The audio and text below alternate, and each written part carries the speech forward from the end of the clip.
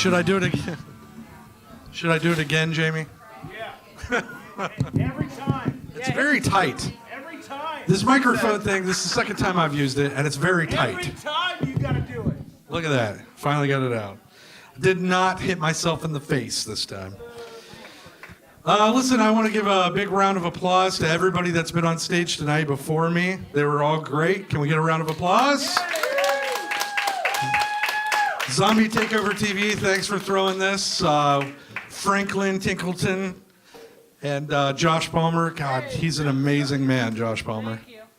I like his chin whiskers. His girlfriend says she does too, or fiance. Sorry.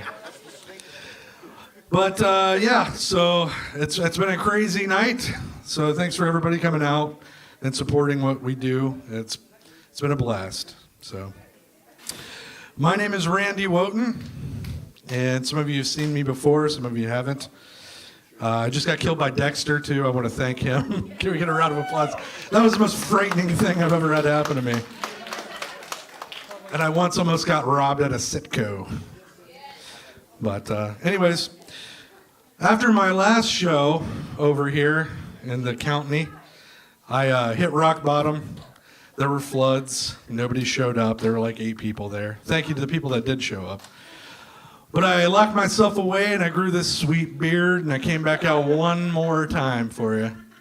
Smoked a lot of weed while I was in that room. A lot of Mary Jane. I never did any drugs really growing up. I was pretty straight-laced as the terms go for drug abusers and non-drug abusers. But I didn't abuse anything, and I decided, you know what, I'm going to smoke weed. And it didn't take a lot. I started thinking about it like my friends were, some of them smoked the weed, and I was like, man, it always looks good. And they had this amazing cell, you know, like, you know, what you do, you smoke weed. You enjoy cartoons. Hawaiian Punch tastes amazing. I'm like, yeah, I think I'm gonna fucking try that. That sounds good to me. But I never do any other like hardcore drugs. It's just there's no cell. Like nobody could ever get me to do crack. I'm 33 years old. I've never once smoked a crack rock, not one time, because there's no cell for it. Like, you know, what do you do? I'll tell you, Randy. What you do is you get this crack rock, you put it in a spoon, right, and then you hover underneath of it with fire, and get that up in your lungs, and then you sit in a abandoned warehouse in your own piss and shit. Well, that sounds awful. What happens after that? Well, then, I'll tell you what. You go looking for more crack. Well, how would I have a job if I smell like piss and shit? Well, you just rob an old lady and take their money and you go fucking buy more crack. There's just no cell for crack cocaine at all. For me, anyways. I don't know. Some people seem like they want to do it. But yeah, I'm glad to be back in Hardin County for the weekend. I miss you guys. But the last time I was up here, though, I was down at fucking Jumpin' Jim's down the road down here getting gas.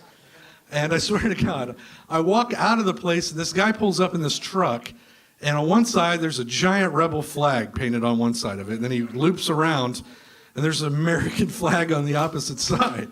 And I was like, you know what? Only in Hardin County can two opposing ideals, not ideas, ideals, core sets of values.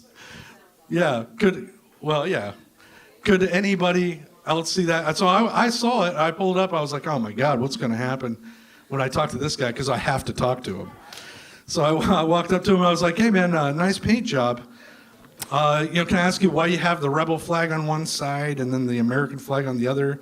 And he goes, because I'm a patriot, buddy. I know, you're a patriot? Is that right? You're a patriot. He's like, yeah. And I went, okay, well, apparently he, didn't pay attention in history class. But, hey, the school system, I went to Upper Side Valley High School. And is there any alumni in the room? Yeah. That was some awesome learning there, I'll tell you. They tore the shitty building I had to go to school in down the year I graduate. Yeah, they put this amazing building that nobody goes to apparently anymore. It's like 9 kids over there in this giant building. And a bunch of bullies. But so anyways, I'm single. I guess you can tell. Single. Single. There's two things in my dating career I've learned about women. I've learned that they love chocolate and chocolate products. And I've also learned that they hate it when I cry after sex and say I've made a huge mistake. I just weep and go, God, this was a terrible idea for you. I really don't want to take care of any children. I'm sorry. Yeah, so I do have this one friend. For the purpose of this, we'll just call him EB. And EB calls me every time he has a sexual conquest. And it could be in the middle of the night. You know, usually they are. Sometimes it's early in the morning. And the last time he called me up and he said, hey, man, I need to ask a quick question. I just had this encounter with this girl. And after we were done having sex, she said, listen, my ovaries hurt. Oh, my God, my ovaries hurt. And I was like, well, what's the question? I go, I never get a compliment like that. That is an amazing compliment to get. You had sex with this girl so hard that her ovaries, you destroyed her insides. You killed what was in here. I was like, man, if I ever get a compliment like that, I'd be running up down the streets, like with the Rocky Balboa theme song playing in the background. She said I killed her ovaries. Yes. But yeah, I get compliments like this, like, you know, you've been down there a long time. A long time. Listen, you had a solid effort. We're going to get it again next time, buddy. You can get on up. Let's call it a day. So, solid effort compliments, you know. It's not too bad. I've been trying out some new pickup lines, too, in the bars in Columbus. My favorite of which is I lean against the bar, very savvily, and I say, hey, listen, how'd you like to be a single mother? No takers yet, but I'm always hopeful. Usually, though, I get the response, I already am, and I'd say, oh, shit. Well, how would you like to add a dependent? I don't know. Well, does that sound good to you? Tax season's coming up.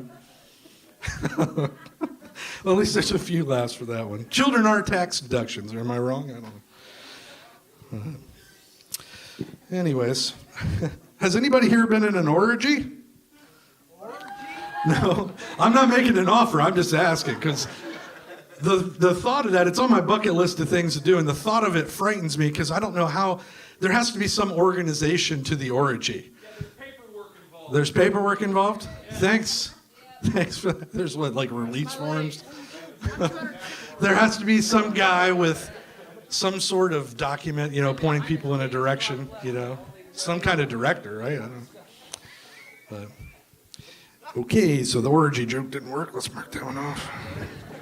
How about work boners? Anybody get a work boner? JC gets a work boner. He works from home. Fucking guy. Yeah, I got one all day. Well, that's nice for you. Some of us have to go into a shitty office. Shitty fucking office. Okay, here's the setup.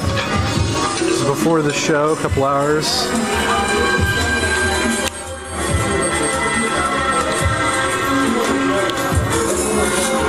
The Dexter Kill Experience. Pretty cool. I will be doing this. We've got the Diva of the Dead over here, some of her merch. We've got some more pretty kick-ass stuff. There's a lot of really neat artists that are setting up right now.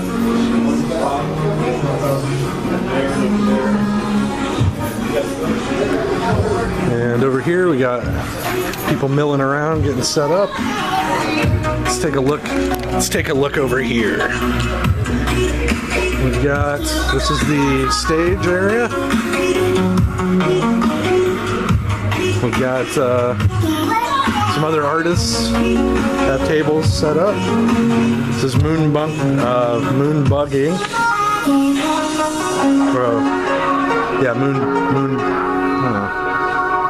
Moon Hug Inc. My bad. Some of their figurines. We got zombie takeover stuff over here. And the stage.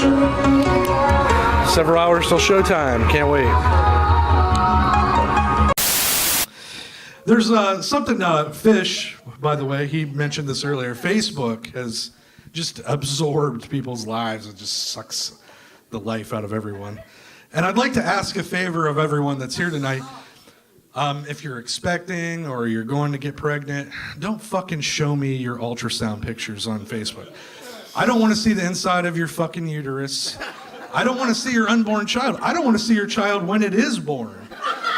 I don't want a preview of it anyways. Like, I mean, you see, and then when they have the newborns, they lay them on a table and they're just laying there and they're hovering over them, flash photographing the shit out of their faces. Why don't you just wait till they're 5? They'll have some personality. You can fucking take them outside. They'll say shit while you're doing it and it'll be a good time. But don't show me your uterus baby on Facebook. Wait, just wait a little while. That's all I'm saying. That's all I'm asking.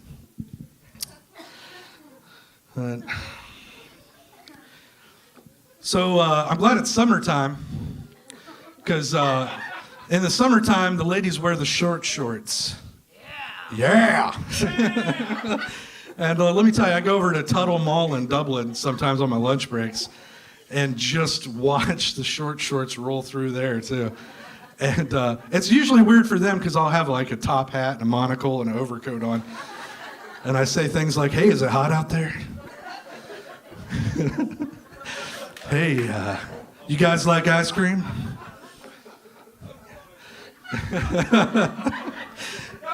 Oh, thank you. Planters Peanuts. I look just like that guy. Only with an overcoat and a creepy disposition where I'm like, hey, come to my van. Oh, shit. God, but yeah, they never come to my van. No. I know. It's disheartening. Yeah, I was thinking about death the other day to transition. I think about it most every day because I sit at this desk and I just want to put a gun in my mouth. But the other day I was thinking like, you know, I had a family member pass away and I was thinking like, what would they find in my bedroom if I died? So I started thinking like, oh shit, there's porn in there. You know, my mom and dad probably be the ones coming over. They're going to be disappointed in me. I mean, how's my dad going to react when he's going through my shit? And he's like, he's got Die Hard and Latina Ass Blasters 9. Fuck, yeah. So I could have been a good human being and cleaned all that shit up and threw it out, but I didn't. I decided to add to it. I went over to the Lion's Den, which is this porn shop in Columbus, and I was buying extra shit. I spent like $100 in there just on shit I'm never gonna do, just to leave it in my bedroom for in case I die. You know, like, and I took old underwear and cut out pictures of Rosie O'Donnell's face and stapled it to them, and stuck them under my bed. Oh yeah, it's awkward. But I did something real neat for all my friends that are here tonight. I wrote a letter and put it in my top drawer under my socks. And so when I do die, it's got all your names on it on a list, and it says, these people may have murdered me. So in case I do die, they're going to be coming digging into your lives. That's a little wave from the grave. Bye-bye, fuckers. Enjoy.